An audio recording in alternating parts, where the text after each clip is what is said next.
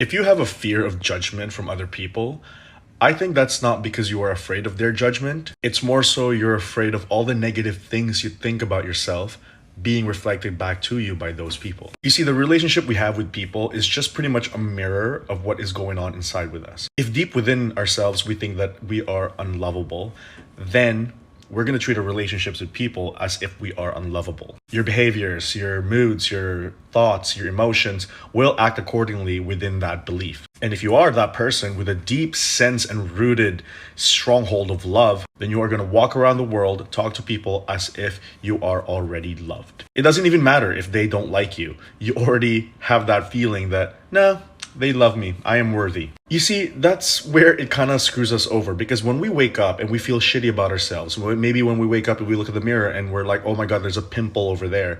And then honestly, when you go to the world, nobody will think about your pimple, but you're going to act as if everyone's looking at your pimple and thinking about your pimple. So your behaviors will act accordingly. Have you ever had those moments when you're like, oh my God, I have a big pimple on my head. And then someone would be like, oh, I don't even notice. But now I notice because you pointed it out. Or maybe you'll act weird around people and be like, I'm hiding my pimple, or like your behaviors will be like that. And then what's going to happen is you truly finally manifested a world where people think about your pimple, even though they weren't.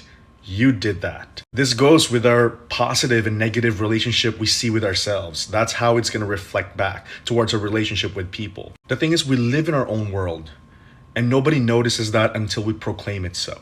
Which means truly, when it comes to relationship with people, you are only as unloved as you would think so. You are only as loved as you would think so. You are only as confident as you would think so. You are only as charming as you would think so. Why is it that, when you're someone who's not very charming and someone who's not very talkative, someone not friendly, and then all of a sudden you drink alcohol, you finally get loose, and then all of a sudden you're charming? You are still the same person. Your state just changed. Also, I don't condone on drinking alcohol to be confident. But at the end of the day, it's just to play with the vibration. It's just who you are being reflected back in your 3D, being reflected back in your environment. And this is why we shouldn't care about what people think, because at the end of the day, we have control over our perceptions within ourselves. It's the same concept as when you go around and be like, oh my God, that person is intimidating.